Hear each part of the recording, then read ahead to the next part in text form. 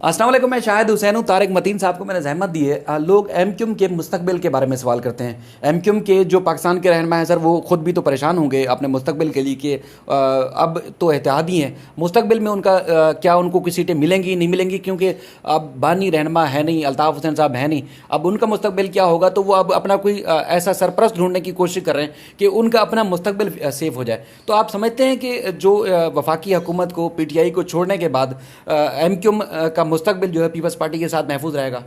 अस्सलाम वालेकुम शाहिद, बहुत शुक्रिया। और आप बड़ा अच्छा काम कर रहे हैं। ये मैं बार बार कहता हूँ, जब भी हमें इंटरेक्शन का मौका मिलता है, कम मिलता है, तो ऑल द बेस्ट आपके यूट्यूब चैनल के लिए भी।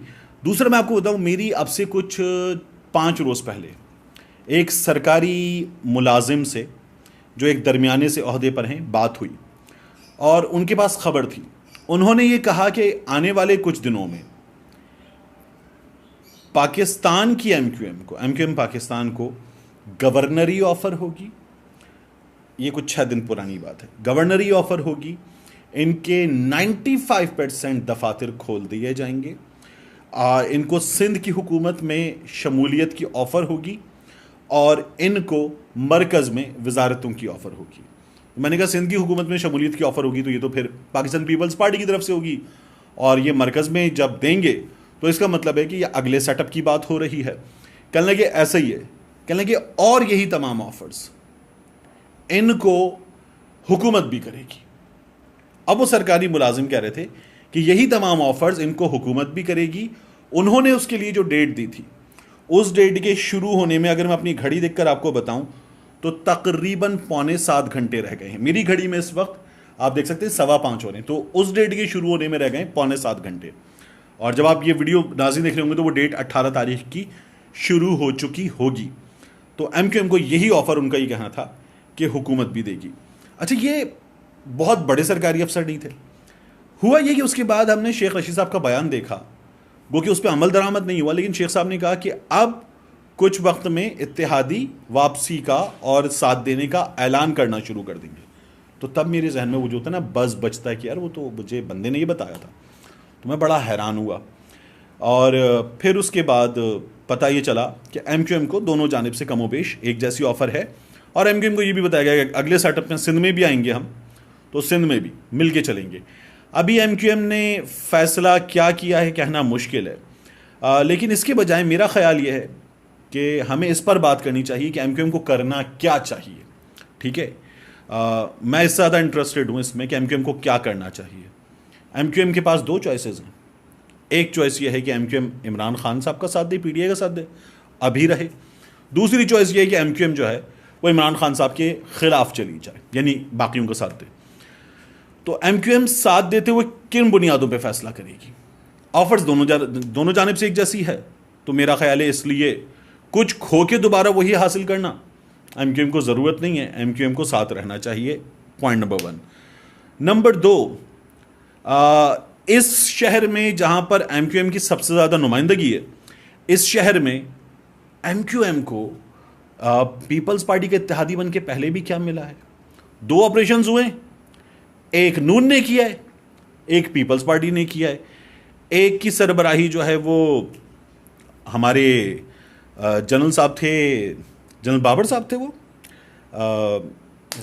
नसीर बाबर, उन्होंने की थी। और जनरल नसीर बाबर के अलावा एक जो है वो मियाँ साहब जो है वो, उन्होंने भी ठीक ठाक तरीके से किया। एक बीबी ने किया था, नसीर बाबर साहब उनके साथ थे। तो ये एमक्यूएम का हाल हुआ है, इन दोनों ने किया है। अच्छा, बहुत दूर ना जाएं, अभी ये जो रेड जोन में यहाँ ठुकाई हुई, MPA की ठुकाई हुई, MNA की ठुकाई हुई, कारकुन की ठुकाई हुई, बुजुर्ग की, बच्चे की, सबकी ठुकाई हुई, बच्चों और औरतों की भी ठुकाई हुई। किसने की? पीपल्स पार्टी की हुकूमत ने अभी मारा है। ये लोग अभी भूल जाएंगे, अभी मार खा के। वो सड़क कराची के ना, हम लोग तो कराची की बसों में आता है, अभी लीजिए, अभी चेक कीजिए, अभी लीजिए, अभी फ़ायदा, फलाना मंजन, फलानी चीज़। तो ये जो अभी मार खाइए, अभी फ़ायदा, मतलब इसका मतलब है कि एमक्यूएम जो है वो माजी से सबक नहीं हासिल कर रही। पीपल्स पार्टी ने मार के सिखाया इन लोगों को, मार के सबक दिया है और ये जो है उनके साथ आने पे सर, तैयार हो। पीपल्स पार्टी की जो वो है, सॉरी, एमक्यूएम के जो सरकर्दा रहनुमा है, वो तो कहते हैं कि जरदारी साहब की बात या उनका एक जो एक कमिटमेंट है वो, या बिलावल की बात, कमिटमेंट, उसके साथ हमें मुआहदे की ज़रूरत नहीं, उनकी जो बात है यानी कि उनका जो कलाम है वही हमारे लिए मुआहदा है। हालांकि फ़रोग नसीम साहब ने इनको मशवरा दिया है कि पहले जो माजी में जो हुकूमतों ने इनके साथ कमिटमेंट की, वो जो वादे किए हाथ कर गए, उनकी बात नहीं मानी या उनके साथ कमिटमेंट पूरी नहीं की, अब भी हाथ हो जाएगा। अगर किसी के साथ मुआहदा करना है तो तहरीरी करें, बल्कि अदालतों से करवा लें जाके, ऐसी किसी की बातों में मत आना। तो अगर अब उनको सिर्फ जरदारी साहब की बात या बिलावल भुट्टो साहब की बात से अगर इत्तफाक करके पीपल्स पार्टी का साथ देते हैं तो फिर कौन से जरदारी साहब हैं ये? वो जो कहते हैं मुआहिदे कुरान व हदीस नहीं होते, ये वो वाले जरदारी साहब हैं। ये वो जरदारी साहब हैं जिन्होंने खुद भी और उनकी जमात के बड़ों ने भी इसी एमक्यूएम को कहा है ये काले कलूटे भूखे नंगे उठ के आए थे। यही कहा गया था ना। इस शहर की सबसे बड़ी नुमाइंदा जमात जो सबसे ज्यादा ये कहते हैं कि हम बानियाने पाकिस्तान की औलादें हैं। तो बानियाने पाकिस्तान की औलादों को कि तुम लोग तो एग्जिस्ट ही नहीं करते, तुम तो सन ऑफ सॉइल हो ही नहीं, तुम लोग तो यहां के हो ही नहीं, तुम्हें तो यहां पे पनाह दी गई है, तुम पनाह गुज़ीन हो। वो बेइज्जती जो मुसलसल होती है, एमक्यूएम की नहीं होती, पूरी मुहाजिर कौम की होती है, असल बात तमाम हिजरत करने वालों वालों। वो बेइज्जती जो इनके हाथों होती है। अब लोग कहते हैं कि जी इमरान खान ने भी की थी, इमरान खान ने जिंदा लाशें कहा था, इमरान खान ने जो है वो एमक्यूएम को दहशतगर्द तंजीम कहा था। इमरान खान ने जिस एमक्यूएम को दहशतगर्द कहा था, उस एमक्यूएम को और उस तर्ज सियासत वाली एमक्यूएम को इमरान खान आज भी दहशतगर्द कहता है। अभी इमरान खान ने कहा था मेलजी के जलसे में खड़े होकर कि मैं मारूं ड्रोन, लंदन में तुम्हारा जो तुम्हारे पास बैठा हुआ है हमारा दहशतगर्द 30 साल से बर्दाश्त करोगे। तो इमरान खान अब भी जो अल्ताफ हुसैन के खिलाफ बात है वो वैसे ही करता है इमरान खान। तो इमरान खान ने अपनी पॉलिसी तो नहीं बदली। इमरान खान ने अगर नफीस कहा तो माइनस एमक्यूएम अल्ताफ हुसैन को नफीस कहा, उस एमक्यूएम को जो पहले थी उसको नफीस नहीं कहा इमरान खान ने। तो इन लोगों को ये सोचना चाहिए कि पूरी कौम की तजलील करवाएं, उसके बाद उसी तरह से बार बार अलग होते हैं। फिर अब कुछ अरसे के बाद हम देख रहे होंगे इनमें से जो बुजुर्ग होगा वो खड़ा होकर कारकुनों से पूछ रहा होगा जाएं, और कारकुन कह रहे होंगे नहीं भाई नहीं भाई छोड़ दे, कारकुन कह रहे होंगे नहीं भाई नहीं भाई मैं निकल जाऊं, कारकुन कर रहे होंगे नहीं भाई नहीं भाई। इसके लिए रह गए हैं। तो संजीदा सियासत करें, तरीक़े की सियासत करें। वो मोमिन एक सुराख से 2 बार नहीं डसा जाता, इस बात को याद रखें। ये बात मतलब सियासी बातों को छोड़कर ये मुसल्लिमा हकीकत है। तो इस हकीकत को याद रखें। उन लोगों के हाथों 3 बार डसे गए हैं। किन से इत्तेहाद करने जा रहे हैं? जिनके बारे में आपने उनके घर की औरतों की बेइज्जती की थी, मियाँ साहब के घर की खवातीन के बारे में बात की थी वसीम अख्तर साहब ने, और कहा था कि ये गंजे बाल लगवाने गए, इनके कमरे से सेक्स करने की गोलियां निकली हैं। आप वो लोग जो कर रहे हैं इत्तेहाद, उनकी भी अक्ल पे, हया पे, शर्म पे, गैरत पे हैरत है। और जो इत्तेहादी बन रहे हैं एमक्यूएम वाले, इन लोगों पे भी हैरत है।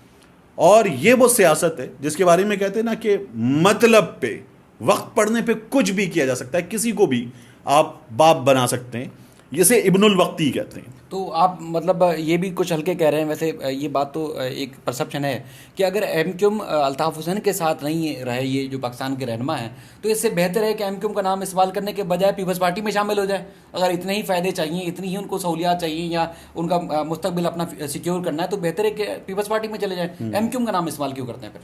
अच्छा, मैं देखें, मुझसे अगर भी पूछता है ना कराची में रहते हुए कि किसको वोट देंगे, तो ये अगर पाकिस्तान पीपल्स पार्टी के साथ जाते हैं तो मैं सोचूंगा कि क्या कर रहा हूँ मैं। लेकिन अगर ये लोग इत्तेहाद में नहीं होते तो मैंने ये पहले भी कहा है और सोशल मीडिया पे नहीं वैसे भी कहा है कि मेरा वोट एमक्यूएम पाकिस्तान के लिए होगा कराची में होते हुए। उसकी रीज़न ये है कि मैं ये समझता हूँ कि जिस तरह की सियासत पाकिस्तान पीपल्स पार्टी करती है कराची के लिए, और जिस तरह का निगलेक्टेड कराची है, उसको पीटीआई वाले टैकल नहीं कर सकते। एमक्यूएम वाले फिर भी कर सकते हैं टैकल, उन्हें तजुर्बा भी अच्छा खासा हो चुका है पीटीआई को, पीपल्स पार्टी को हैंडल करने का। तो मेरा वोट जो है वो शहरी सिंध के लिए एमक्यूएम का होगा। ये फैसला एमक्यूएम को नहीं करना चाहिए। हाँ, हमें पीपल्स पार्टी का शुक्रिया अदा करना चाहिए। हम कराची वालों को, हम लोगों को पीपल्स पार्टी का, बिलावल भुट्टो जरदारी साहब का शुक्रिया अदा करना चाहिए। जिस तरह जरदारी साहब जलसे में आते हैं ना और आके फ्लाइंग किस करते हैं, उसी तरह से कराची के लोगों को, जरदारी साहब को, बिलावल साहब को फ्लाइंग किस भेजने चाहिए, उनका शुक्रिया अदा करना चाहिए, उनके लिए लिखना चाहिए, बोलना चाहिए कि ऐसी हुकूमत जो है वो नहीं मिलती। यानी आप कराची में रहते हो, चांद पे रह रहे हो, आपके पास चांद की जैसी सड़क हो, जैसी चांद की सरफेस है वैसी सड़क हो, आपके पास जिस तरह चांद पे कोई सहूलत नहीं है, पानी नहीं है, बिजली नहीं है, कोई दुनियावी सहूलतें नहीं है, बिल्कुल उसी तरह कराची का हाल है। तो हमें चांद पे पहुंचाया है इस हुकूमत ने। इस हुकूमत का तो हम जितना शुक्रिया अदा करें उतना कम है। तारिक साहब आपका बहुत शुक्रिया, वैसे कीमती वक्त दिया। मैं तो बस ये कह रहा था कि अब एमक्यूएम वालों को खासतौर पर अगर अपना मुस्तकबिल सिक्योर करने की अगर कोशिश भी कर रहे हैं तो उनको ये ज़रूर सोचना चाहिए कि उनके साथ अल्ताफ़ हुसैन नहीं है कि किसी को भी खड़ा कर देते थे तो लोग उनको वोट दे देते थे। अब उनको अब वोट लेना यानी कि सीट का बचाना या मुस्तकबिल में एमपीए एमएनए बनना बहुत मुश्किल काम होगा अगर अपने बलबूते पे खड़े होंगे। तो ये बात तो हकीकत है, बिल्कुल हकीकत है। कराची में अब भी आप अल्ताफ़ हुसैन की सियासत से डिसएग्री कर सकते हैं, मैं भी करता हूं डिसएग्री, लेकिन कराची में वोट है अल्ताफ़ हुसैन का। अल्ताफ़ हुसैन से आप डिसएग्री कर लें, मगर अल्ताफ़ हुसैन एक सियासी हकीकत है, बड़ी सियासी हकीकत है। और अल्ताफ़ हुसैन के चाहने वाले इस पूरी एमक्यूएम पाकिस्तान से या मुस्तफ़ा गवाल की जमात से या हकीकी से ज़्यादा हैं। ये हकीकत इनकार नहीं किया जा सकता इससे। ठीक है सर, आपका बहुत शुक्रिया। फिर किसी और वीलॉग के साथ आपकी खिदमत में हाजिर होंगे। अपना ख्याल रखिएगा। अल्लाह हाफ़िज़।